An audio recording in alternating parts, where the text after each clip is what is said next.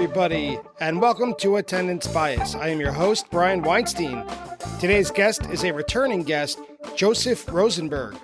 Joseph previously was on Attendance Bias to discuss one of the best fish shows of all time, December 11th, 1999 in Philadelphia.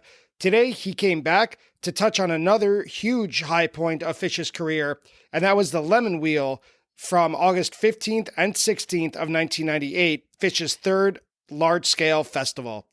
Now, as we've said before, covering an entire festival would take a huge amount of time, so Joseph was able to kind of narrow it down and cover sets 2 of each day. So today we're covering just 2 sets total out of a 6-set festival. Joseph is a major fish nerd, so you'll hear him go deep, we'll go off the rails, we'll just kind of go on sidetracks, but it always comes back to this major fish festival in a unique time period in Fish's career, 1998, where they were kind of coming off a major career year and before things started getting a little bit more confusing toward the end of 1.0. But I don't want to spoil too much of it. Let's get right into it. The Lemonwheel with Joseph Rosenberg, sets 2 of each day from August 15th and 16th, 1998. Joseph, welcome back to Attendance Bias.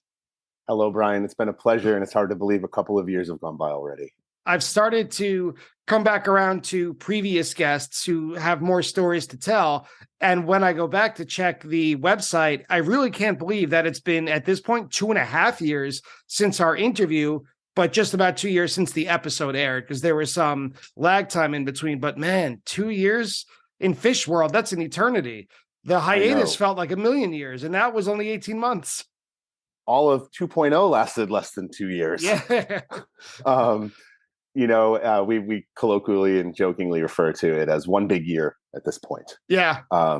It's been one big year since we sat last, and I'm glad to see you're happy and healthy and still here doing this podcast. It's been really fun to watch and listen to the evolution of the entire thing take off. I remember obviously being there in the very beginning when the whispers and the rumblings of this podcast origin started to take place on our special message board that Damon talked about. And then to see you here, well over 100 shows later is really exciting. And I'm happy to be a part of it again. Well, I'm happy to have you again. For those of you listening, I'm sure you figured it out by now, but Joseph has been on the podcast before in the early days where he covered December 11th, 1999 at the Philly Spectrum, arguably the show of that year, excluding a certain festival we could mention, but certainly worth going back to listen to both the show and the episode. So if you haven't yet, you know what to do right when this episode is over. Joseph, we learned a little bit about you last time as a fan, so now it's time for the double, second time around, Attendance Bias Lightning Round. Attendance Bias Lightning Round. So you told this story briefly on your past episode. So if we could wrap it up in a minute or less, when was your first fish show? My first show that I actually went inside and did the whole thing was just a couple of days ago, the 25th anniversary. It was 12/12/97 in Albany, the first night of a 2-night run there. It's an incredibly special show. A crew of us have been streaming shows for a couple of years. Once Fish stopped their dinner and a movie, we kept doing it on Tuesdays. And so come this March, it'll be 3 years we've been doing it together. And just last night, Tuesday, we did 12/12. And it's a very, very underrated show. That set 2 might be sleeper set of the tour. Absolutely bonkers, Piper, and, short list of one of the best Caspians ever. Trust me, go listen to it. Go have your mind blown. And so those 2 nights, the 12th and the 13th, were my first 2 fish experiences. And what was your most recent show? And what did you think of it? My most recent show was, I didn't see any shows in 22. They didn't make it easy for us on the West Coast. They didn't come out at all. Nah. So this is going back to October of 21 when they did 2 nights in Eugene. And one of the nights, might have been the first night, opened up with a really long 25 or 30 minute Down with Disease, which ranks among some of the long top 2 or 3 longest show openers ever of all time. And I had a really great time there. I am a little bit more of an Evolved fan at this point, obviously. and I kind of what's the word? I temper my expectations for how maybe the band will blow me away. But I went with a crew of people I love. I've been seeing shows with for 25 years. We went old school. We rented a big Airbnb and we all stayed together. There was like 12 or 14 of us in the house. It was really great. And Fish did what they always do. They made me want to see them more. Right. If you walk out feeling that way, they've done their job. Yeah, for sure. And I was obviously not alone in my disappointment in them not announcing any dates west of Colorado for the entirety of the year in 22. But there's rumor that maybe they'll be out in Bend next summer. If you could snap your fingers and have Fish play at any venue in the world, regardless of size, regardless of accessibility, anywhere, they're playing a show for you, Joseph, where do you have them play? Wow. Instantly, like, I don't know why this popped into my head, but for some reason, the very first thing that jumps out to me would be the Sydney Opera House. Oh, wow. What a great call. You all know that building, its unique architecture and where it sits geographically. Also, I've never been. So I think that would be a 2-for-1.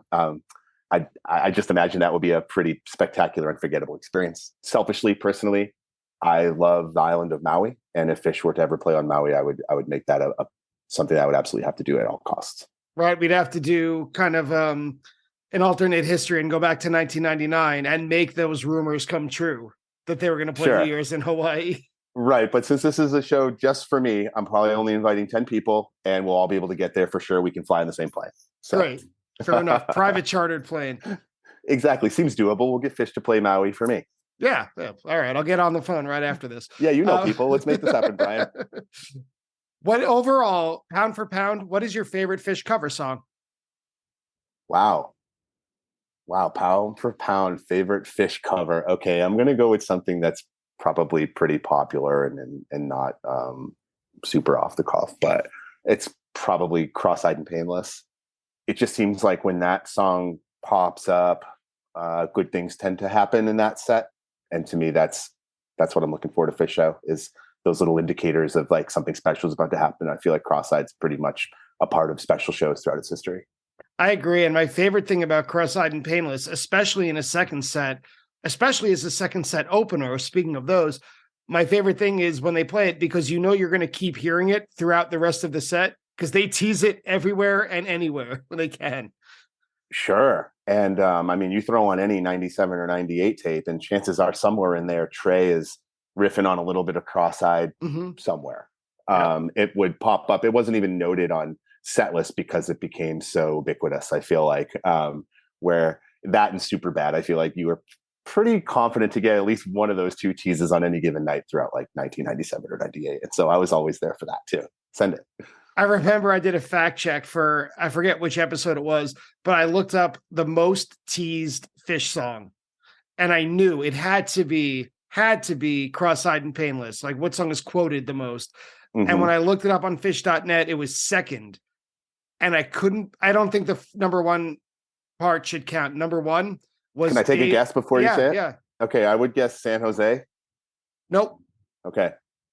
It's Dave's Energy Guide, which I don't think should count. Sure, because that was something that they teased maybe every night through 1986 through 89, maybe. And anything could be Dave's Energy Guide. Oh, goodness. So I love that, though. I love the old school throwback to Dave's Energy Guide, because let's face it, that's not something people talk about anymore. No, at all. You have to be real nerdy like us to even know what the fuck that even means. So this is a 2-person conversation right now. No, there's people out there that are like, yeah, Dave's Energy Guide. They're talking about it. Yeah, we're talking about it. We see you. If you could hop in a time machine and go back in time to witness any Fish moment, either on stage or off stage, where or when would you go? Wow. You could be a fly on the wall anywhere in their history. I think this is such a tough question. So are we talking like musically or just anywhere? Either way, you could be in the middle of a conversation in the band room, or you could be at a show that you did not attend or my did goodness. maybe. Okay. I'll just go with the first thing that popped into my mind. That we're just going to do like Rorschach style here. Yeah, totally. It's a lightning round. The first thing that popped into mind was 7/8/94, set 1, closing Divided Sky, where Trey is just sending it, and he's just his guitar is just rippling through. I wasn't there, but I can like feel it. I can like tap into it. I feel like sometimes. After that was obviously on the end of the Gamehenge set as well. And of course, this was one of the Dinner and a Movies that they released, so we were actually able to see it. So I was actually able to visually see Trey, so maybe that factors in too. But that is an incredibly special moment where they just destroyed Gamehenge, and the Divided Sky is eccentric and just uplifting and outstanding, all the superlatives. And then they end the set and they take a break and they come out and they deliver, maybe one of the best sets the entire summer. So that moment of the peaking out of Divided Sky just before a deep breath and coming out to deliver that monster set too, I think that would be something I would really like to experience. Finally, what is the weirdest thing you've ever seen at a Phish show? The weirdest thing. I know you like to ask this question, and I didn't prepare for any of these, but I did consciously and mindfully think about this one as I was taking a walk with my dog earlier this morning. And I don't know if it classifies as weird. I might take it in another direction. And I couldn't remember if it was in Philly in 99 or maybe it was in Vegas in 2000. But there was a moment at set break where people had been throwing a Frisbee around on stage, and the Frisbee ended up on stage. They were throwing it around out in front on the floor section. And one of the techs came out and picked up the Frisbee, and I just happened to be watching this. Who knows what you're focusing on at set break, but I happened to be focusing on this one tech who saw this Frisbee. And he takes a few steps back, and he takes like a little running start, and he like launches this throw from the stage. And I swear to you, like it goes all the way down the center of the arena to where somebody's in that back hallway, like directly on the other side of the arena, and like catches it. And the whole place goes absolutely bonkers. Now, I've asked a number of fans at both of these shows if they remember this, and nobody does. And so I challenge your listeners to either corroborate my story or disprove my fever dream if this is something that did or didn't happen, but I have a memory of this. And so while it's not particularly weird, it was one of those moments where I will never forget it happening. I just hope that it's real. Anyone out there who was at either 12/11/99 or what was it, September 30th, 2000? Was it, or the 29th? I think it was the 30th. I think it was 9:30. I think it was the Trey's birthday show, the night where they played Forbins, like right before that. Right. Right. The webcasted show. Pretty sure it was that night. So who remembers? So if you remember Seth Break out on this. And you saw a, maybe 100-yard Frisbee catch, call in as if we have phones. Yeah. In a further updated section, I would love somebody to reach out to you on one of the socials or Twitter or something and say, yes, that either did happen or no, this guy's bananas. I'm comfortable with either one, Brian. When was this show played? So let's talk about the summer 98 tour. Today's show, which, oh my God, I forgot to even bring up which show you're here to talk about. We are here to talk about Lemonwheel. My goodness, Phish's The Lemonwheel, Phish's third large-scale festival, at least as we've come to know them. If you avoid Amy's Farm or Ian's Farm in that section, that type, at the Loring Air Force Base, the second one. So as usual, when it comes to festivals, it would take, I think, way too long for a podcast episode to cover all of a festival. So Joseph was generous enough to kind of pick his spots. And right now we're going to cover the second set of each day. And that would be August 15th and 16th, 1998. It closed the tour. Is that right? It did. It closed the tour the last 2 nights. And Limestone is a destination to be seen for sure. Yeah, it's a destination to get to also. I feel like we could talk about Phish in 1998 for at least an hour. We don't have that sort of time. I think most people see it as the summer of covers. I didn't see any shows on this tour, but I do remember following the set lists on Phish.net.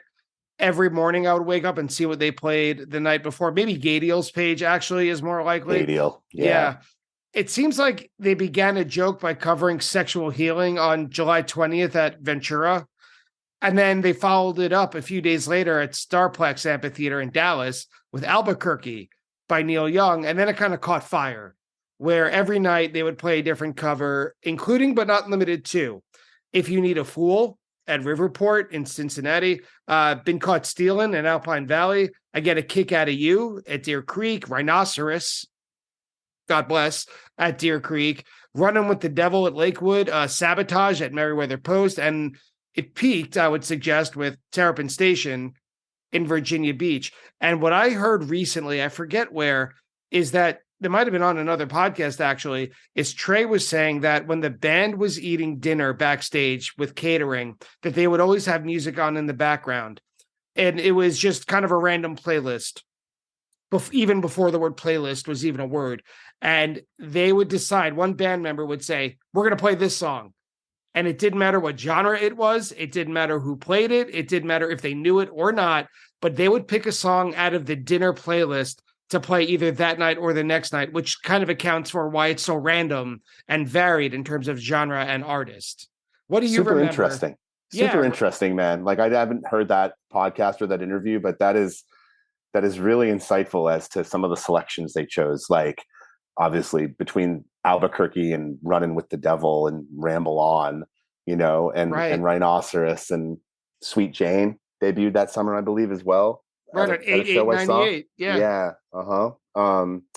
Just between the summer of covers and then, of course, on every Fish poster and just like all throughout the summer, there were the whispers and the hints of the Ring of Fire, Fish to play in a Ring of Fire. Like, who knew what that meant until the Lemonwheel?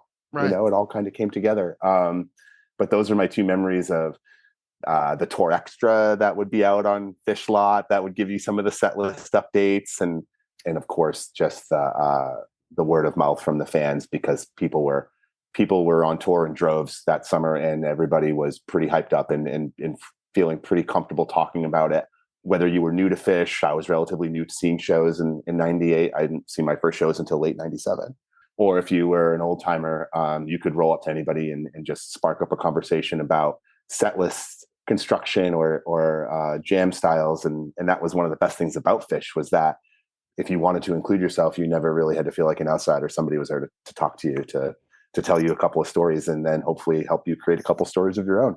It's hard to picture, even for me or Joseph, who were there, to go back to a time where you did not have instant access to a set list. We did not have phones in our pockets. The internet was not available anywhere and everywhere. You might have had to go into the local library in whatever town you were in. If you were on tour for 3 out of 5 shows, but you didn't go home in between, you might have had to stop somewhere in Internet Cafe, which still existed in 1998, and pay a couple bucks to go to Andy Gadiel's site or fish.net or whatever it was to find out. And then to see something like Rhinoceros by the Smashing Pumpkins, it would blow your mind. It was a good time to be a Fish fan. Oh my goodness. And we talked about Rhinoceros a couple of times this podcast, and I'll just say, if they ever want to bust that one back out, I'm all for that. Like that was a one and done. And I'm not totally surprised, as a lot of those tunes that summer were one-offs. But anyway, if you're listening, Fish, bring Rhinoceros back one time, please. Let me ask you, what shows did you go to in addition to the Lemonwheel this tour? I saw two shows just prior. I saw the aforementioned Merriweather show on 8/8/98, which is kind of taken on a borderline legendary status. There was a Tila that night, which Tila was rare by 98, and obviously a second set that had an enormous 2001, a really, really great piper, one of my all-time favorite pipers that night. And then what a lot of people will remember is the Sabotage. That was boundary breaking. Like, that was, Fish was playing whatever they wanted all summer long, but I mean, that was something that I don't think any of us considered we were going to see them do. And with the accompanying, like, mildest version of a mosh pit you would ever see, but it was definitely Fish fans thrashing beyond the level of what a big black furry creature would elicit. Yeah, something about that Sabotage, and I know we're here for the Lemonwheel, although it was played there, right? So we're not totally off track. Something about it is that, as random as these covers were, it should be noted that Fish, for most of their career up until now, still don't play a lot of recent songs, a lot of modern songs. I mean, they've played Golden Age starting in 2009. That is like in real time, so to speak. But in the 90s, they didn't play a lot of their contemporaries' music. So it was a big deal. And the Beastie Boys, I mean, talk about a popular favorite. Who doesn't like the Beastie Boys? And Sabotage, seriously, that whole album, that's on Intergalactic, right? I mean, that was Sabotage is on Ill Communication. Ill Communication. All right. Yeah, that's going back to 95-ish. Right. I'll do a it on couple the years fact back? check. But it was a bust. It was a huge major hit. It was a bust out, is what I meant to say. Oh yeah, shocking is all I can say was my reaction to that. And just really excited to be there in the moment, and then to have it pop up a couple of days later when I was there with some more of my friends, and some of my oldest friends in the world were all at the Lemonwheel when they played Sabotage to open set 3 on the second night. I was able to experience that with them. One of my friends specifically was really big into the Beastie Boys, and I'll never forget the look on his face when they played it, because having played it just prior, a couple of days really before the Lemonwheel, a week before, the chances of them busting that one out again, we probably felt like were pretty slim. But the band wanted one more go at it, at least. And I think they played it one more time. I think they played it in the Hampton Comes Alive box set. They did. Like those, and they played it more recently in 3.0, although they played it with like a vocal effect on the microphone. I don't know if Trey has it anymore to just kind of scream the lyrics in the way that he used to. Sure. We can get into the weeds. Was that the S show maybe, or one of the I'm trying to think. They played it during the S show at Dick's. Right. Yeah, that sounds about right. Yeah. Or I was thinking that, or Baker's Dozen, because they played a lot of crazy covers during the Baker's Dozen, I feel like, too. Have you been? Oh no, and I was going to say the only other, you asked me a question, the other shows I saw, and I saw one other show. Unfortunately for me, I didn't go south after Maryland, missing out on Terrapin Station. So pour a little bit out for me if you have some in your glass right now. I'm just kidding. I'm not looking for your pity. I've had a really great fish experience. I did go on to Star Lake, where they opened up with Trenchtown Rock.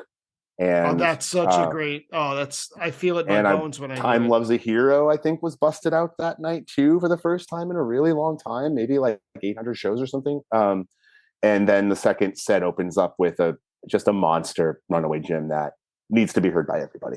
I'll leave it at that. What are your impressions generally about Fish's sound in the summer of 1998? Because on this podcast, we've covered 1997 up, down, left, right, inside out. Not much can be said about it. 1998 seems like a kind of more of an under the radar year. And certainly the summer isn't really compartmentalized the way fall 97 would be, or August 93, where you say a month and a year or a season and a year, and like instant sounds come to mind. What are your comments or memories of Fish's overall sound in the summer of 98?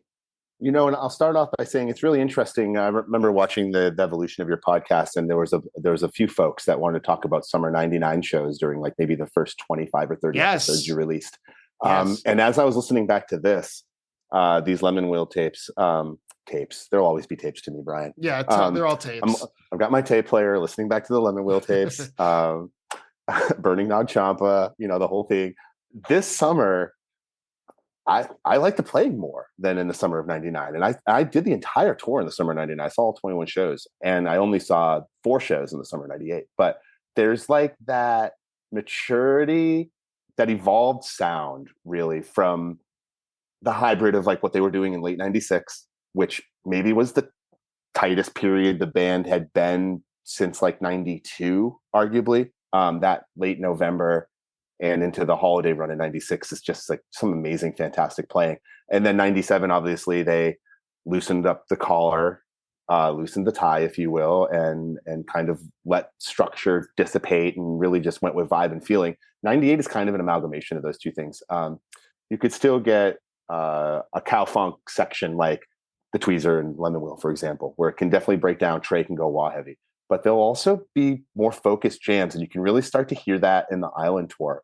So summer tour is really kind of continuation. The band clearly had an idea of what they wanted to evolve their sound to be. They didn't want to be 1997 forever. And you can hear that in the Ghost songs. Like if you listen to any of the Europe summer 98 stuff prior to the American tour, they're playing a lot of those Ghost songs every night, and they're not dropping deep into 16 measure funk jams with the start stop in the middle. Of course they're still doing that, but their shows weren't focused around that. They were a little bit more melodic, and they were opening songs up in an ambient vein that was really on. That was the fourth set of the Lemonwheel was the kind of the pinnacle of their ambient stylings, where they unleashed on us like, we've been working with these themes for the better part of 6 or 7 months, and we're going to play a 51-minute freeform set for you. Yeah. That this whole summer, like there are some long jams. There's some long tweezers like the California Love tweezer, for example. Like it's loose, it's got some funk, but it's got a little bit more direction. And that will be how I describe Fish's sound. Whereas they were still out having fun every night. They were doing whatever they wanted. They were in complete control of their ability and their dynamics. They could shift on a dime. They could bust into a cover you didn't see coming. They could bust into a cover they didn't see coming. And they were also very danceable without the ambient nature kind of putting people to sleep in the crowd. And 98 is very special for that. 99 is a bit more chaotic. 97 is a little less structured. And 98 is just this sweet spot. And you can't really talk about 98 without talking about Trey's guitar tone. To me, as a Fish fan, I don't think it gets any more perfect and clean and precise than the rig and the structure he had going on during the summer of 98. That's, to me, that'll always be Trey Anastasia. Yeah, I agree. I didn't see a lot of shows in 98. I was pretty young. I didn't have a car. And so I had to wait until they came back around to Madison Square Garden and see the New Year's run. And when you talk about the kind of ambience that the way you said it is that would possibly put some members of the audience to sleep. That New Year's run has a ton of those starting on December 28th. I think it's Wolfman's into Carini or Carini into Wolfman. I can never remember which comes first, but I think it's Wolfman's. Yeah, I think Carini. It is Wolfman's into Carini. I remember that being the first time I asked myself, wait, what song is this?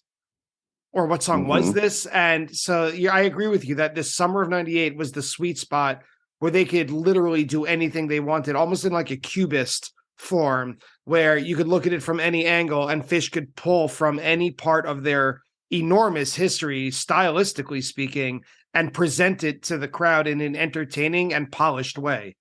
It was a great time to be a Fish fan. I'll say it again. Yeah, it really was. It's been scientifically proven by me and my small cadre of analytical nerds that I hang out with every Tuesday night that we think Fish maybe hit their peak powers on 4/4/98. I'm just stirring up the controversy a little bit, but there is something to be said about Fish hitting their peak of capabilities of what they were able to do while also delivering some of the best music you've ever heard at the same time. Might have peaked out in 1998. Well, let's dive into that's another conversation. Yeah. Well, let's dive into the festival itself. The Lemonwheel, like I said at the beginning of our conversation, the third large-scale Fish festival, the second at the Loring Air Force Base. Had you been to any, were you at the Clifford Ball or were you at the Great Went? No, my first show wasn't until fall 97. So this was the largest musical festival I'd ever been to. I'd been to one other sleepover festival party in my life in Vermont. There used to be this thing called Bread and Puppet, which I'm sure some fans listening, especially those from the Northeast, will remember Bread and Puppet. And that was like a weekend sleepover with, I don't know, 5,000 to 10,000 people, maybe. It's hard for me to estimate. Of course, 65,000 to 70,000 people blows that out of the water. And it was my first sleepover musical festival. And looking at some of the pictures that I took from that weekend, it was easy to see that I did not have my accommodations dialed in. We didn't bring an easy up. We put our tents in the middle of the sun. We didn't bring nearly enough food or drinks. You learn all these things as you become a seasoned festival goer. All the rookie mistakes. Yeah, we committed them all, and still had the best time of our lives.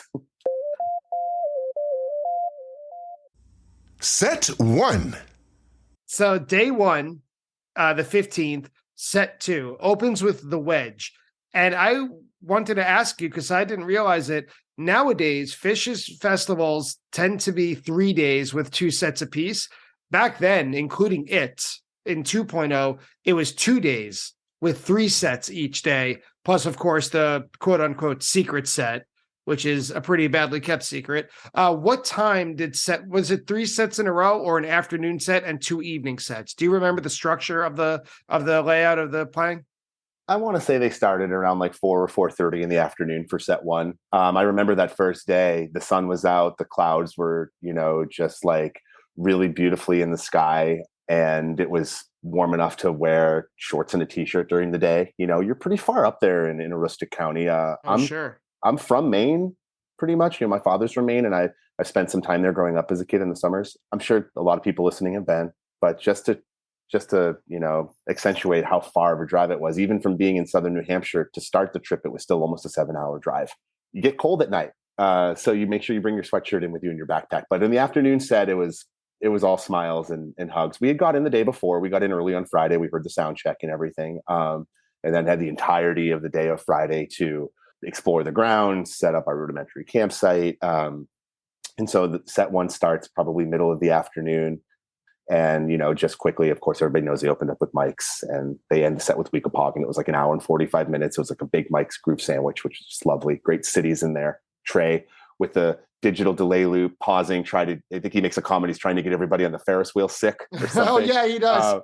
He pretty, loves the Ferris wheel, Trey does. I know. Yeah, totally beautiful little dialogue there from our boy. And then set two, I want to say, set one went 4 to 6. It probably started around a normal showtime, probably around like 7:30 or 8 o'clock. Mm-hmm. So it's getting dark by that point in August. Yep. That north in Maine. Bring your sweatshirt in with you. And wedge opener. Yeah, let's go. It seems like a good way to bring people, quote unquote, back into the show, like a mid-tempo, old school sing along that doesn't really go anywhere, but that's okay because we're just kind of bopping our heads and getting back into the Fish concert. And then they follow up the wedge with Reba, which is played at a pretty brisk clip. I know you said that the last time you saw Fish was about maybe 2 years ago coming up, or a year and a half ago. Reba, Fluffhead, songs like that are not played as fast as they once were. And it just reminded me how much better Reba is when it is played fast. Certainly. And I would like just to take a second to note that the wedge was incredibly special, obviously, because there's the word limestone in the lyrics. And oh, that's right. And that's so that never occurred to me. And so there's obviously the big cheer there. And I'm pretty sure they played it at the Went also. I don't have that set list up in front of me, of course, but I'd be willing to bet that they played it at the Went because that's totally their kind of inside joke. And then when they played it at the Wheel again to open up the set, I remember there was a pretty big cheer from everyone around as they sing about limestone, which is, a pretty special moment. And then Reba, wedge Reba to start set 2 of night 1. Yeah, here we go. The Reba's pretty standard, but it's kind of tapping into what we were talking about a couple minutes ago about Fish's sound in that particular time period where it is tight. Like one thing I think I kind of took for granted, I hadn't listened to the Lemonwheel in a long time, to tell you the truth, is that they have their shit together.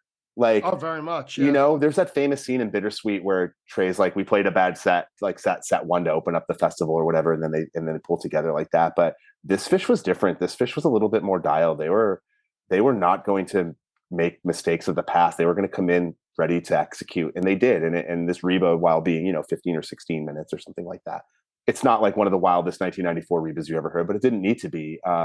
They were capping the energy of the wedge opener and just getting everybody pretty amped up for the ride of this set, which, this set was very high energy and very sharply executed, and love that about Fish, that they were able to not drop a set entirely of 97 funk grooves. This set went a different direction outside of the tweezer. It's very soft. There are parts I wrote down at about 10 minutes that they are not in a rush to get anywhere, or they're not in a rush to get aggressive or loud. They play like syncopated jamming. It's the way I wrote it, and this doesn't really make sense to me, even though I'm the one who put it down, that there's this cool jamming that's like a 15-second oasis away from like the usual typical Reba that we expect. It takes a left turn, and then they go back into Reba. I don't know. There's this very soft playing by Paige, especially, that speaks to what we discussed earlier about having this kind of mix of good groove, but with a side of ambience.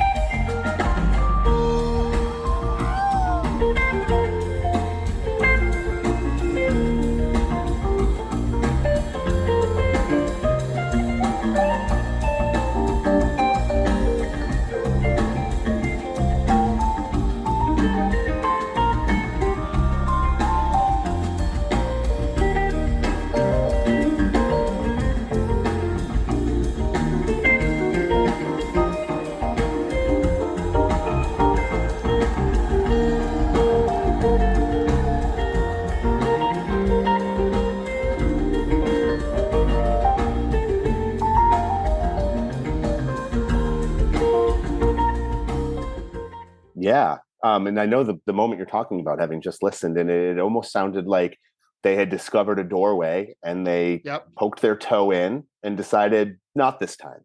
Yeah, because they have 2 more sets to go, including this one. Right. And there were Rebas in our past, in Fish's past, where once they stick their toe into the door, that door is blown wide open with no regard for anybody's feelings or, Yep. emotions, where they are more tightly focused and really well oiled. That's the way I can describe Fish's playing at this time period at the end of the summer, was they were just so completely locked into each other.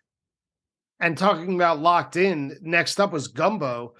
And my thought was, from all notes and its reputation, it seems like I should prepare to hear one of the best versions ever when I started this track.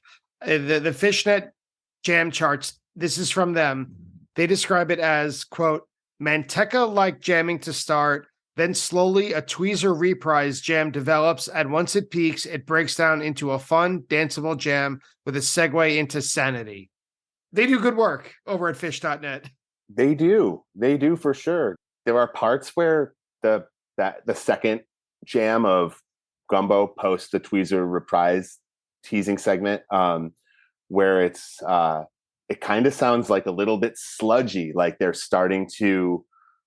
That's a little bit more of like what would come out of 1999 Fish. Yeah. And so you're starting to see the evolution. You can see the evolution and hear the evolution of the band over the next like 12 to 18 months, like a lot going on in this Gumbo of like where they were to where they are now through the Tweezer Prize to like maybe where they're going to be in 12 months time. And it's just like really heavy. There were parts where I felt like I could see myself like stomping around.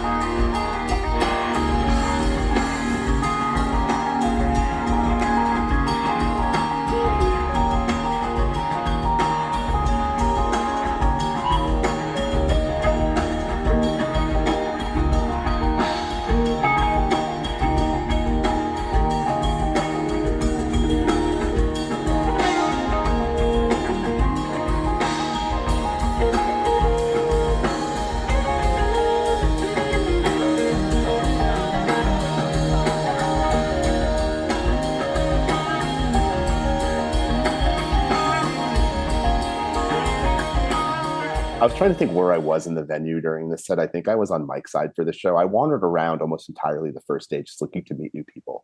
And that's the best way to do a festival, though. Oh, it's so great. Exactly what I was going to say. When you're at a festival, and you talked earlier about the band was taking the approach of we've got all the time in the world for this. That's how we were approaching it also. We're young. We have all the time in the world. Fish is on fire. And the Gumbo is great. It's not like the best Gumbo there ever was. Like, I feel like if you go into it expecting that this is going to be the best Gumbo you ever heard, you could be let down there. I can think of a couple off the top of my head that I really enjoy. But this Gumbo for this set really kind of sets the tone for the next like half an hour of music that's about to happen, including the Gumbo. As the Fish.net review stated clearly, it breaks down into Sanity, which is a real segue. It's a beautiful segued Sanity. I came prepared with a question for you, Brian. Okay. Between 1993 and 1998, that is, 6 calendar years of Fish playing shows. How many times do you think they played Sanity? Well, I know they played it in 96 was it the Halloween show? Maybe it was Sanity right? Highway to Hell. Maybe it opened that show. Yeah, I know they played it then. I'm just going to do a shot in the dark, say maybe 3. 4. Okay. So all of 1993 to the Lemonwheel, there were only, up until the Lemonwheel, there were only 4 Sanities during that 6-year period. So for them to jam into Sanity out of Gumbo in the middle of this set 2 on day 1 was really special and quite a throwdown, honestly. And I don't know if I realized it in the moment. There were definitely people around me that were losing their shit, and rightfully so. the Sanity delivers. Like, it was, I remember having a point during the real, like, the boom pow, the first boom where the lights turned red, and just like having a sense of like borderline terror. And that's like the dark fish that we talk about. That's like really enticing to some folks. And I'm here for those moments. I would rather the entire show and set not be like that. But for something like this, it really hit the spot after Reba and Gumbo had set the stage. And so we're talking Wedge, Reba, Gumbo, Sanity to open this set. That's a set list I can get behind. Yeah, that's a power set list. Yeah. I have a sentimental connection to Sanity because when they came back in 2009 at Hampton, I was able to get tickets for the third night, and they opened with Sanity. And I remember having the feeling in the moment, they really are back. Like, they're really digging everywhere into their repertoire, into any song that they want that they've ever played. They're liable to bring it up. That was something that was different about 3.0 compared to 2.0. And I remember thinking at the time, one of the songs, Sanity, is one of the songs that's up there with, say, Harpua, Doglog, big black furry creatures that signify the band is having a fun time, and they Buffalo want you Bill, to also. you know, Buffalo is another Bill, one. yeah. Again, like you hear any one of those songs at a show, Iculus. And it's a very special experience that needs to be cherished. For a while, Camel Walk was in that same vein. If they played Camel Walk, then it was one of those nights. And they repeat the melody of Sanity over and over again at the end of this track at the Lemonwheel. Really cool. Really cool. A really cool little like ambient outro. Paige and Trey and Mike all getting in on it. Like, they were kind of feeling out what they wanted to do next. So they were just like living in the moment of this Sanity that they had just played for the first time. This was the first version since that Halloween show you referenced in 96. Oh, okay. So there were 0 in 97 and 0 in 98 up till this point. So it must be fun for them too. Yeah, they get to milk to dust it off. Yeah, for sure. And then of course it goes into the tweezer. Yeah, right. Which is a very, very good tweezer. I described it as squishy funk at about 8 minutes, with Trey beginning to lead the way. He mostly noodles through it, but another groove develops at around 9 minutes. It doesn't last, and they go with a lot of straight ahead rock jamming. I wasn't complaining, because by 11 minutes, and this is the part that I would rewind over and over again, when Trey is just finger tapping, like all of a sudden he's in AC/DC and not in Fish anymore, at around 11 minutes. And there's just explosive rock music, big power chords.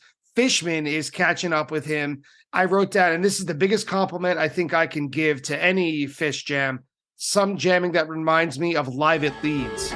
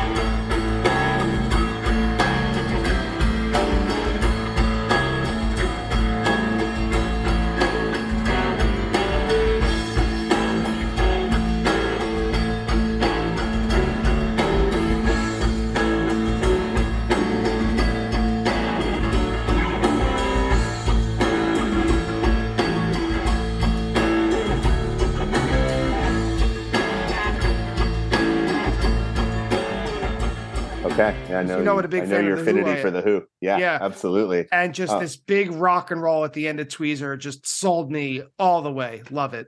It's I'm guessing somewhere around like the 10 or 11 and a half minute mark.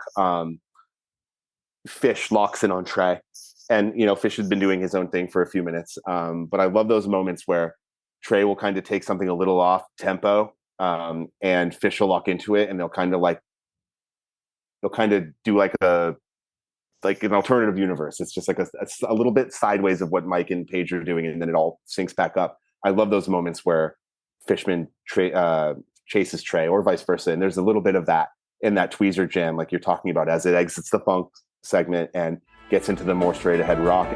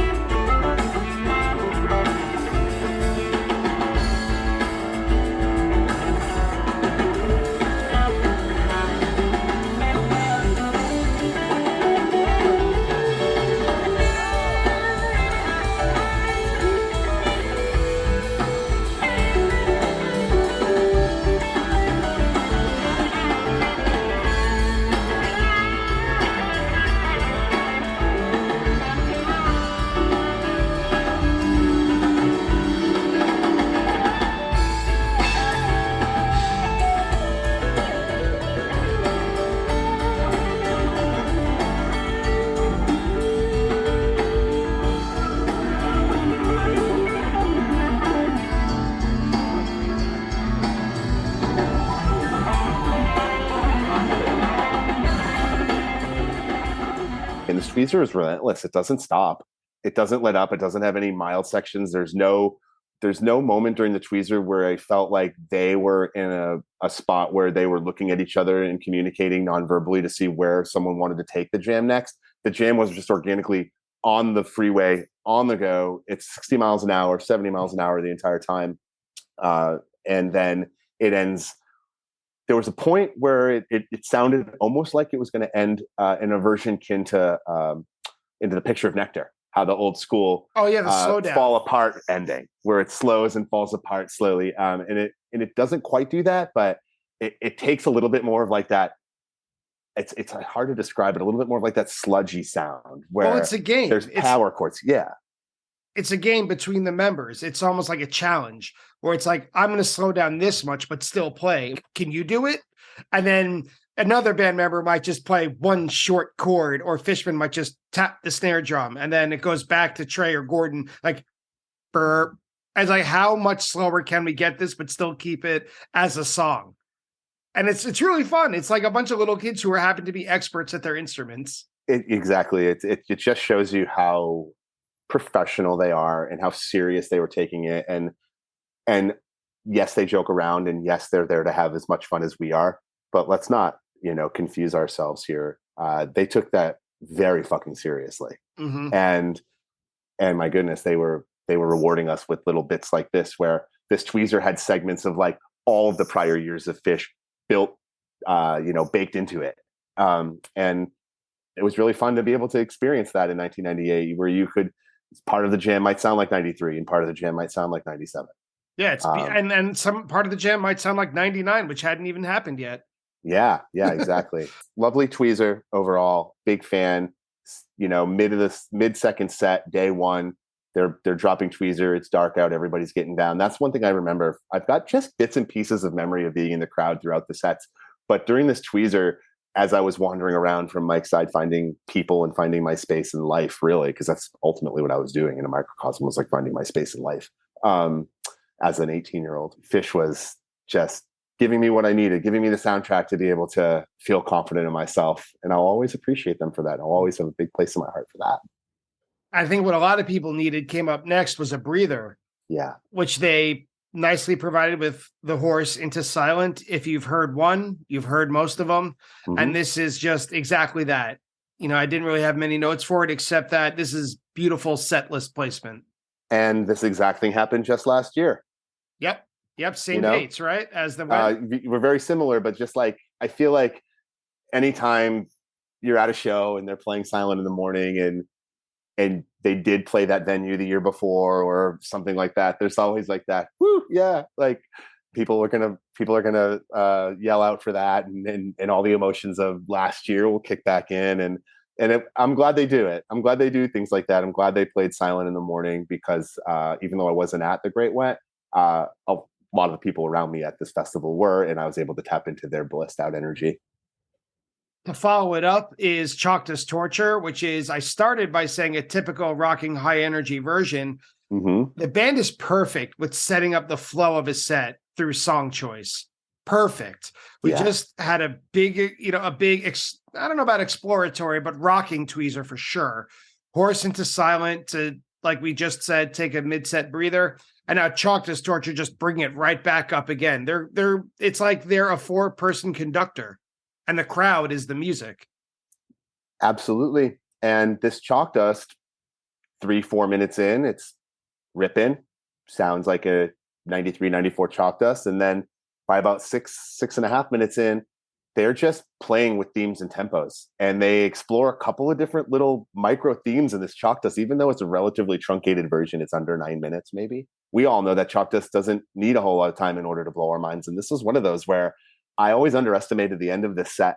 The Chalk Dust is an absolutely must hear. It's highlighted by a really great, like, this descending segment from Trey, and the band is obviously following along with him, and then it you think it's going to wrap up, and he takes it one more. He's obviously not ready to wrap the set up. I don't know if we thought this was going to end the set or not. Chalk Dust can really be anywhere in a set list. It can open, it can be middle, it can close a set. You just never quite know. It's kind of like Cavern in that regard. It's interesting about those Picture of Nectar songs. They can just pop up anywhere. This one wasn't slated to ultimately end the set, but it was super high energy. It kind of tapped back into a little bit of that energy that the Reba had. And that was one thing I noticed. Like it wasn't a continuation of that jam at all, but it definitely had hints of that expression where it was, what do we call them? Bliss jams, like type A type jams now that are just, major chord stuff.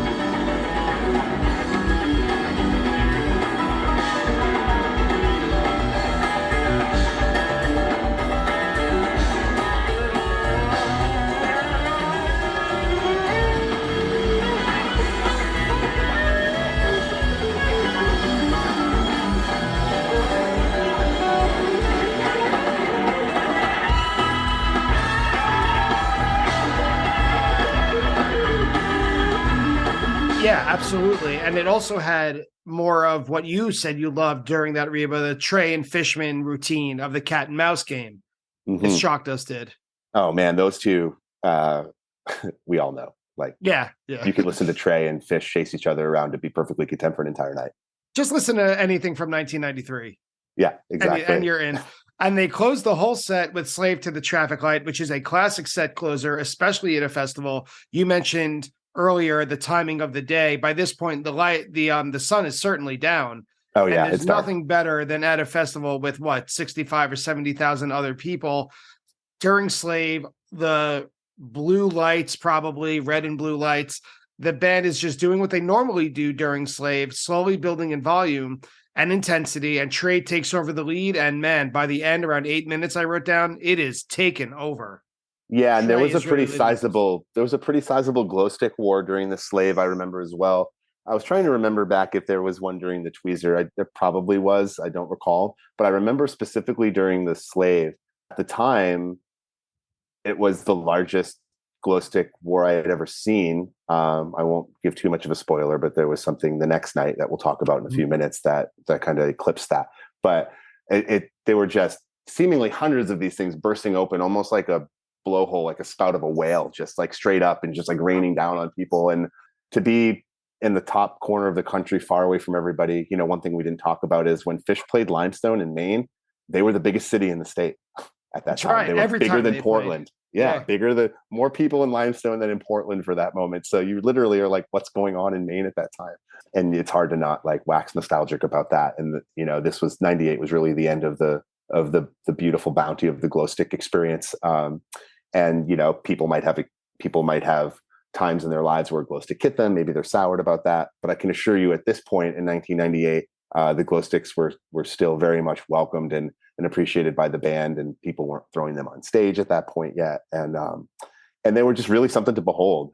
The great glow stick wars of 97 to 98 were really just an experience outside of anything I'd ever had before. I just like the phrase, the great glow stick wars. It's like in Star Wars when they talk about the Clone Wars. You were with my father in the Clone Wars? Like, oh, you were a part of the glow stick wars? Hell yeah. Back before people got all wild and throwing them at the band. Like, here's a PSA. Don't throw stuff on stage. Yeah, obviously. It should be obvious. Right.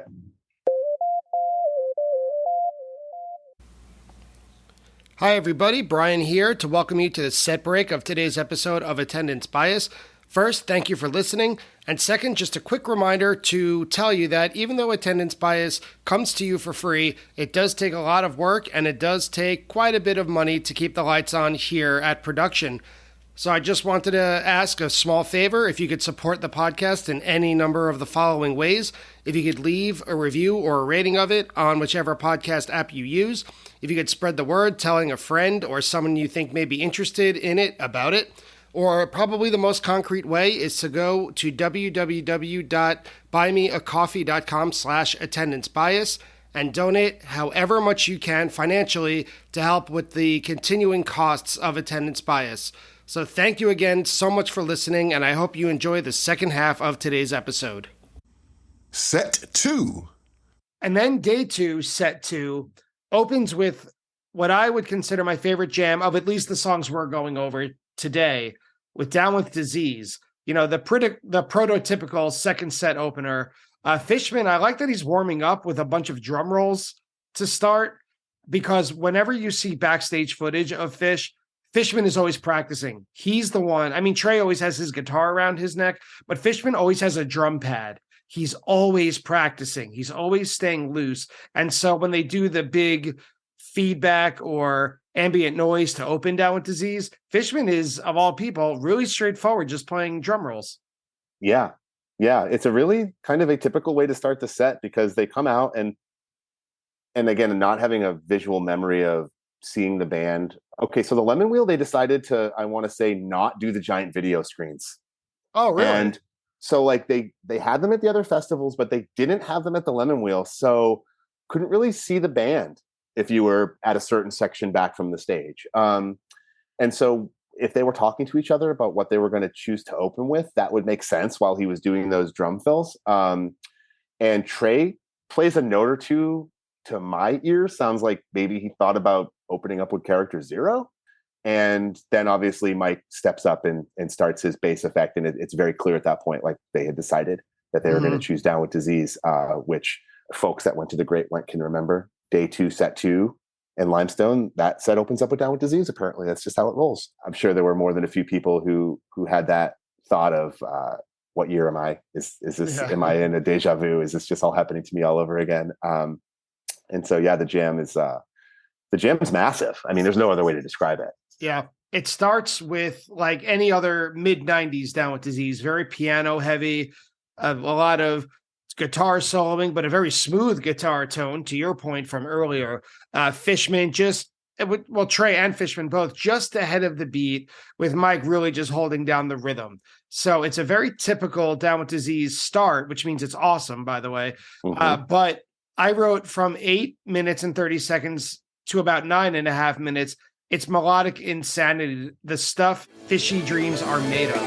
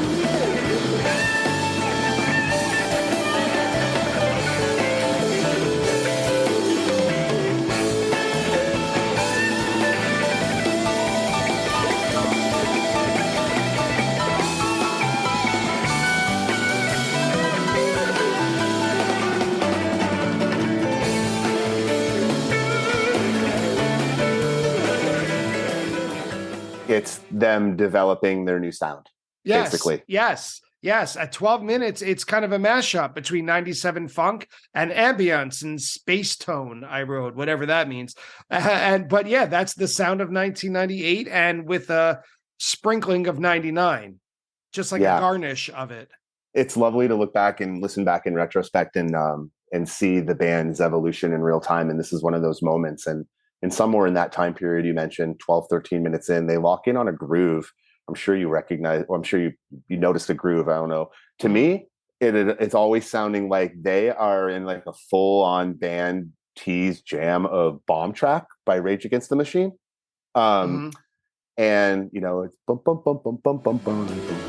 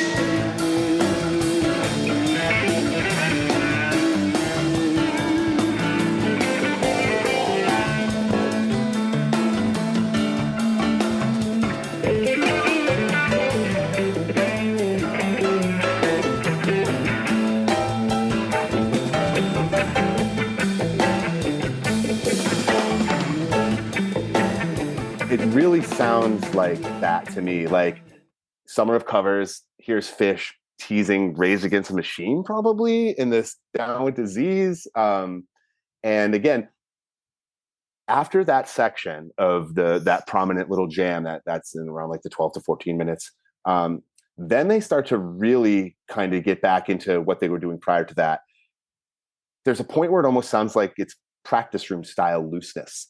It's so funny you say that. Yeah, I don't mean to cut you off. No, please but do. I'm thrilled you said that. One of my notes is at 16 minutes, they sound more comfortable with each other than most bands I've ever heard.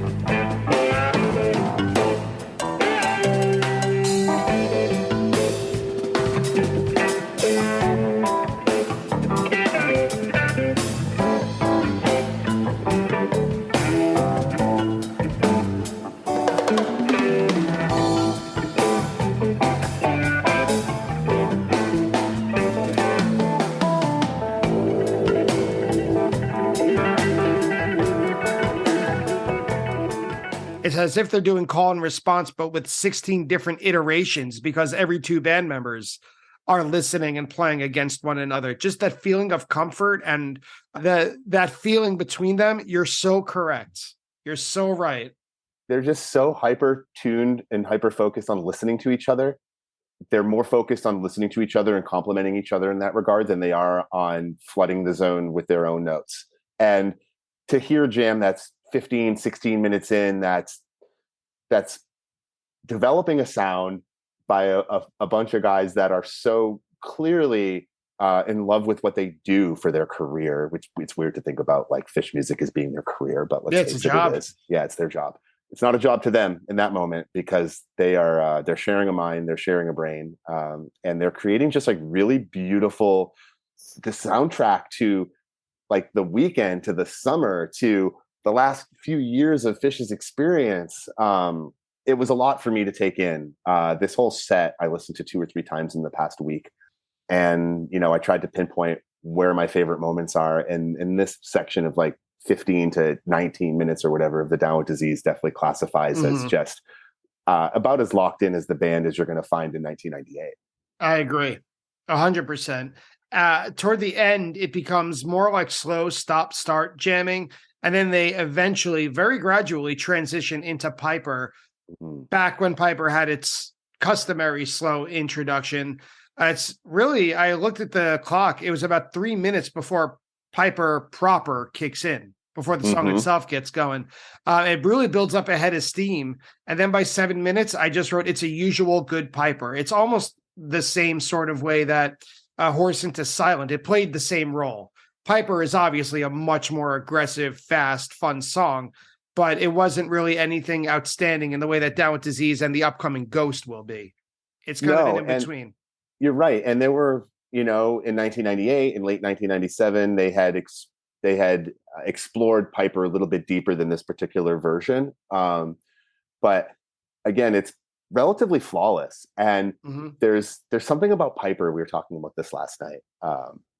There's something about Piper where all of a sudden the lyrics are just on you with the older versions, because the intro is so delicate and so elongated and so beautiful. It's very piano heavy, the intro, which I love. I'm sure we all do.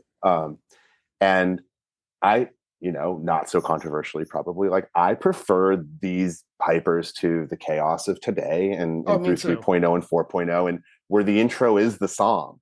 And then, the 5 chords, whatever that they're playing, that they slowly build up, they peak, but the intro could often be 5, 6, 8, 10 minutes long. And to me, that's Fish during this time period. Like, Piper is a perfect encapsulating like tune for what they were going for. And the way, like I was saying, how the lyrics just kind of sneak up on you, and then before you know it, you're like, I didn't even hear the song start, and the lyrics are just like fading in.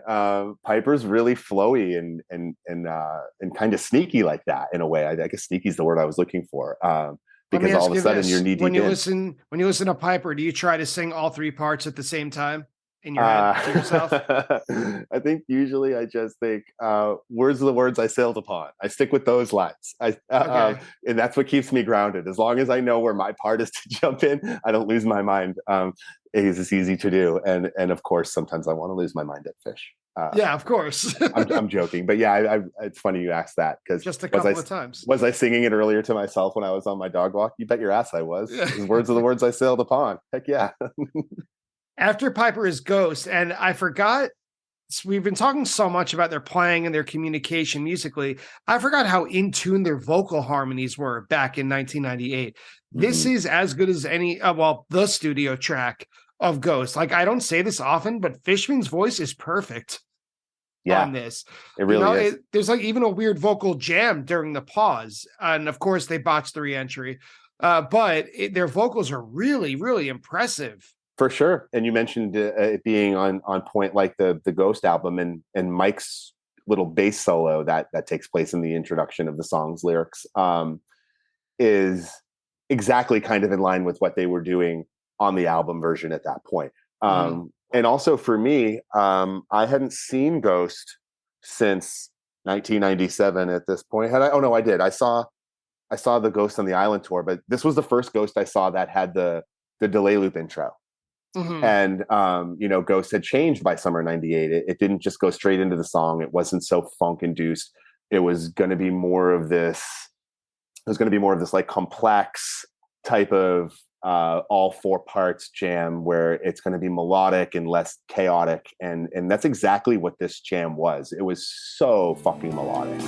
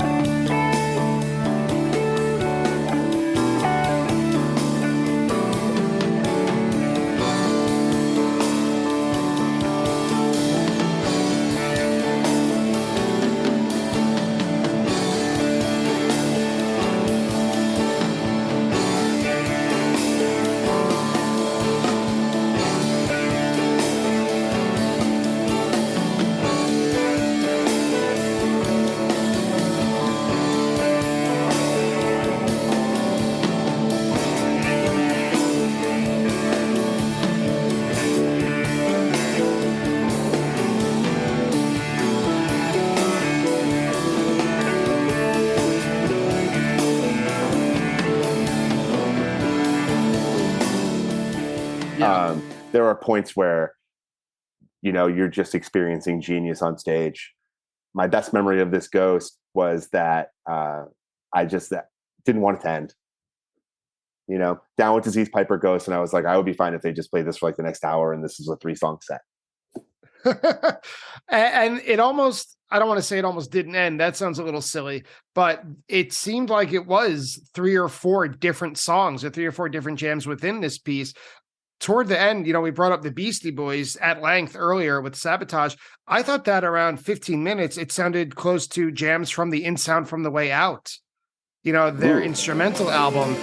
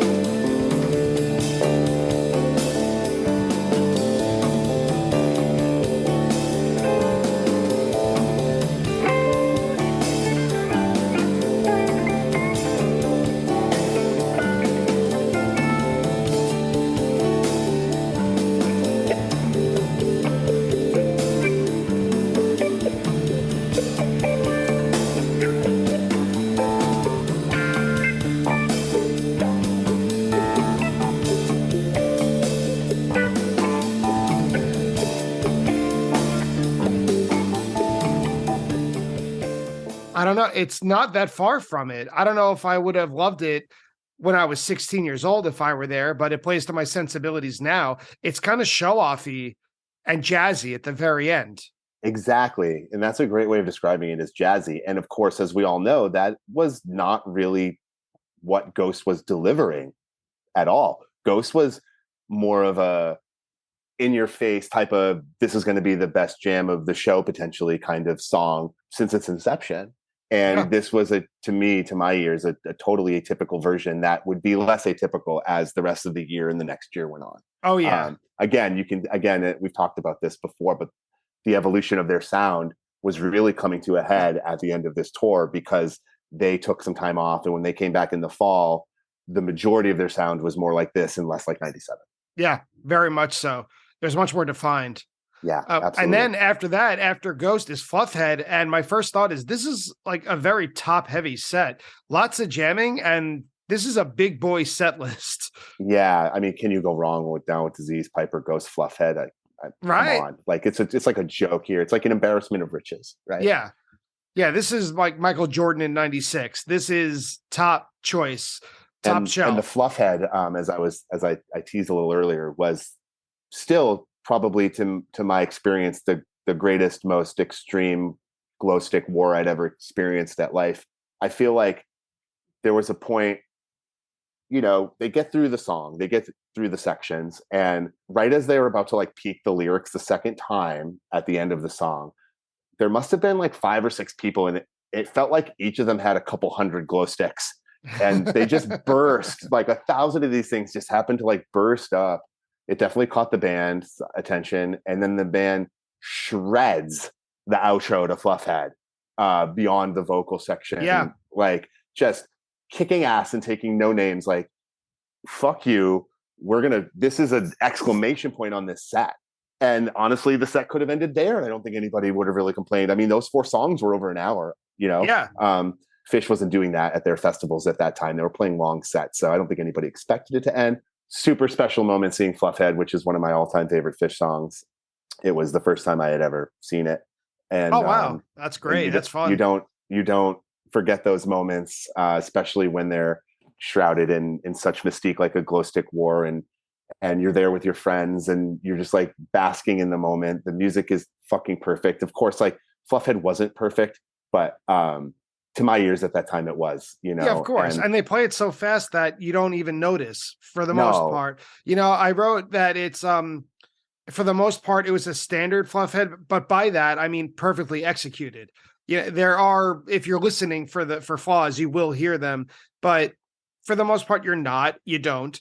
And songs like this and Reba goes back to what I said earlier. they need that speed for me to still get excited by them. Yeah, and When maybe they're they need played at that. half speed, I don't really, I'm okay going to the bathroom. It's insane.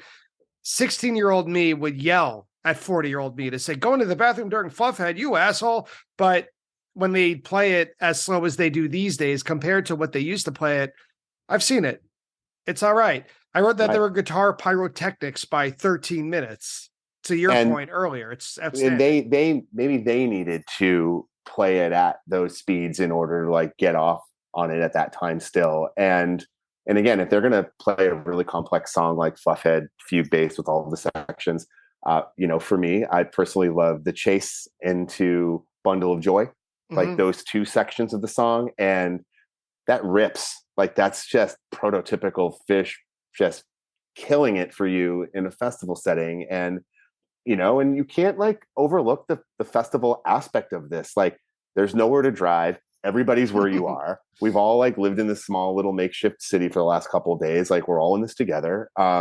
It's a different vibe than a normal show. It just is. And I saw a couple of other Fish festivals after this, and obviously Cyprus notwithstanding, because it was special in its own way.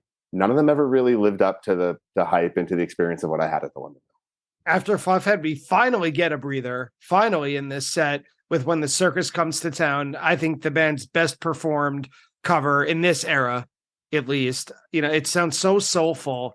I think Trey said somewhere in an interview that if he wishes he could have written any song they cover, it would have been this one. And that Indeed. comes through. And honestly, like when I think of Circus, this is the version I think of. This Mhm. is probably my favorite version of the song I've ever heard, and definitely the favorite version I've ever seen live. Trey's guitar is so emotive, and it gave me chills listening to it. Like it brought me right back. His tone is perfect. His phrasing is perfect. There's no botch notes. It's just the pinnacle version of When the Circus Comes to Town. After the run of 4 songs that preceded it was almost too much to handle. Like, do I even deserve this? Yeah, I'm sure. I'm sure it felt like you were there for a special reason.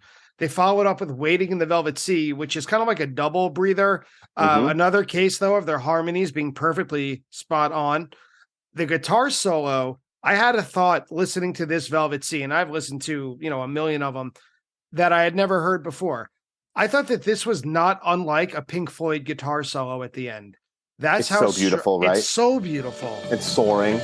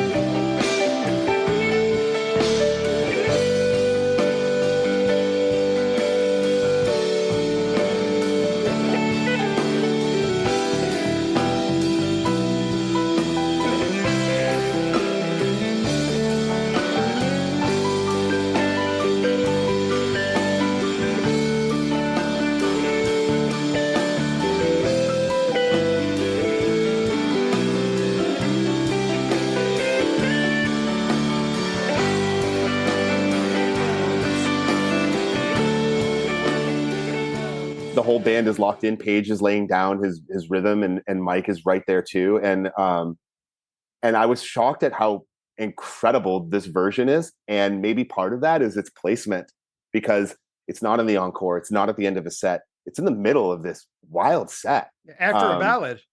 Right, after a ballad. But of course, they did just play for an hour and 5 minutes nonstop, dropping bombs on our heads from Down with Disease to Fluffhead. So if they want to take 12 or 13 minutes and chill out, great.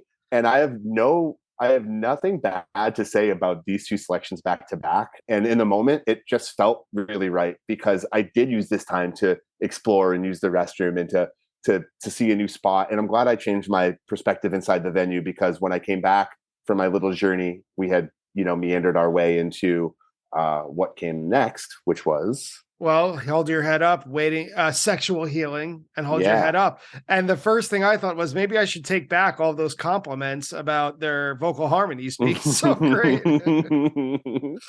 That's really funny. So the hold your head up is notable because it's one of the coolest hold your head up intros there ever was. Trey even mentions at one point, we can't stop. We found the groove. Yeah. Like, he says it's sorry, a Fishman, fish. yeah. Sorry, fish, and Mike and Paige are like laying down this fun little pocket, and like Trey's leading the jam, this hold your head up little jam groove by like he bring it down with the drum beat and then he like kicks it back in, and they're both, Mike and Paige are both totally just following Trey's lead, who I'm sure is just fucking with Fishman the entire time of like, no, we're not going to dip into your song yet. We're going to keep playing the song you hate. And Fishman even comes out and says, this is a love song about a turtle. And then this is the part I wanted to talk about. I don't know if you heard it on the tape, but Trey jokingly chimes in with prison joke.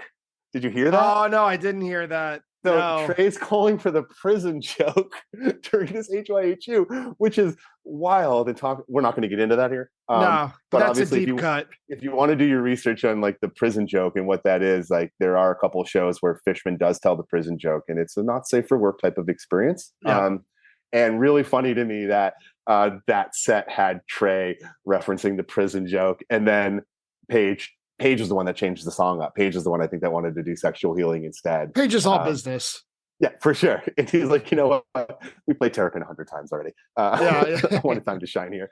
And sexual healing. They had played it a couple of times earlier in the tour. Like we had got the tour extras, so we knew it had been played. But again, I don't think any of us expected it to be dropped in that moment. And I was trying to think back. I think this is during the phase where Fishman was like running circular laps around the stage while the band was like, and every time he'd come back to center, he'd throw his arms up in glory, and then he'd like duck back around and he'd like do it. I think that was 98 and 99. And it sounds like that on the recording of they keep bringing it back, and him just in my vision of him just like popping up on the front of the stage, throwing his arms up in the air. Like, dude's having the time of his life, man. Yeah. Oh, he's soaking it up. Yeah. But after they're done with it, they close the set with Run Like an Antelope, which is fun because they're not necessarily done with sexual healing because they're teasing it throughout the intro. But they do get into it pretty quick. They get into Antelope pretty quick. And Paige especially is killing it on piano. And then by 6 minutes, they're all on top speed. They are, they're pure gasoline. Right? Yeah. All the way through the end of the song. They don't let up until like till the breakdown. There's a point where 9 or 10 minutes in where I was thinking today, like holding on for dear life is how I would describe it. It's going 105 miles an hour and you're like halfway out of the car and you're like trying to make the turn. Like, that's what it feels like. But they stop on the dime. They make the turn because when they get to the breakdown somehow like that, yeah, it's incredible. They know where they are throughout that chaos, that very controlled chaos. And it sounded more like a early 90s Antelope than a late 90s Antelope. And it's how it was compact in 13 minutes. But like, I don't care if it's 13 minutes, if it's going to deliver a punch like that. Holy shit, what a way to end the set. Bob Weaver makes his appearance again. He holds the long spike, and as a throwback to some of the 95 experiences, and just blissed out. Like, I've seen Antelope end some really great sets, and this was one of them that I'll always remember. So, Joseph, thank you so much for coming back on Attendance Bias, for sharing your experience. I felt like I was in the crowd sometimes, like I was at a festival. You really did transport me. It was a nice break after a pretty long, rough day. So thank you for doing that. Before we close it out, though, I wanted to ask you, because we covered the second set of each day of the Lemonwheel, For our listeners, if you had to recommend one other set from the weekend, which one would it be? Okay. To me, that's pretty easy. That would be set 3, night 2. It comes out and opens up with Sabotage. Just holy fuck. And then just the 2001 is underrated. I mean, every 98 2001 is worth hearing, but that one is particularly inspired. And then I think it's Wilson Mango Song. So, I mean, again, we're talking about all the songs you want to hear in a row. Do yourself a favor and check out set 3, night 2. There's a couple of other jams worth hearing. I feel like we didn't talk about the David Bowie. That's got like a 9-minute intro on night 1, and the City's Weekapaw Groove to end set 1 that day is also worth hearing. Just a couple of blurbs, but if you really want to get a feel for what the Lemonwheel is all about, and you want to truncate that, you can narrow it down to the set 2s. Beautiful. Thank you again so much for coming on, for transporting all of us back to the Lemonwheel in 1998. Joseph, thanks again, man. I can't say it enough. Brian, always a pleasure. Maybe sometime in the next 5 or 10 years, we can get together and we can do the set 1s and the set 3s. Who knows? We'll make this a long-term goal of ours. But I appreciate you having me on, and I look forward to supporting your podcast in the future. And I love listening every week. So thank you to everyone else who guests on this podcast. It's really exciting for someone like me to get to have that little fix of fish in my life. And I really get off on hearing all of your stories as well. So please keep them coming. And that's it for today's episode with Joseph Rosenberg. But when you get 2 big fish nerds in a room together, there are going to be some mistakes and checkups. So now it's time for the attendance bias fact check. Attendance bias fact check. When Joseph mentioned the, quote, beginnings and rumblings of this podcast on our special message board that I spoke about with Damon, he is referring to the episode with guest Damon Callisto, where he and I talked about the Fish message board Oceans of Osiris, as well as Fish's show from October 8th, 1995 at the Adams Fieldhouse in Missoula, Montana. Joseph said that his most recent Fish shows were in Eugene, Oregon, in October of 2021. Those shows were at the Matthew Knight Arena on October 19th and 20th. Joseph's dream venue, the Sydney Opera House, has a capacity of 5,738 people, so get your tickets now. During the lightning round, Joseph said that he would time travel back to Fish's Great Woods Gamehenge show on July 8th, 1994. That show was reviewed by Jeff Goldberg on a previous Attendance Bias episode. That episode is one of the top 5 most played ones of Attendance Bias, so go back and give it a listen. Sabotage by the Beastie Boys is on Ill Communication, which was released in 1994. The California Love Tweezer that Joseph mentions is from the summer of 1998. Specifically, it's from July 15th, 1998 in Portland Meadows. It was also released as Live Fish Volume 15. In reference to Limestone, Maine, Fish did play the Wedge to open up Day 2 of The Great Went on August 17th, 1998. Joseph quizzed me on the spot about how many times Sanity was performed between 1993 and 1998, as he said it was performed 4 times.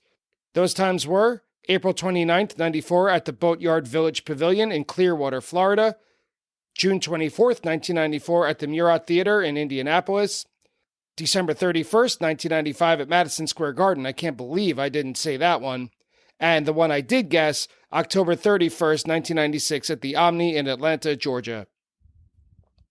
And that's it for today's episode. I'd like to thank Joseph Rosenberg for coming back on Attendance Bias. I'd like to thank Fish.net for its help with the fact check, and Fish.in for the recording used in today's episode. If you enjoy Attendance Bias, please support the show by visiting www.buymeacoffee.com/attendancebias and donating anything you can. You can also follow Attendance Bias on social media.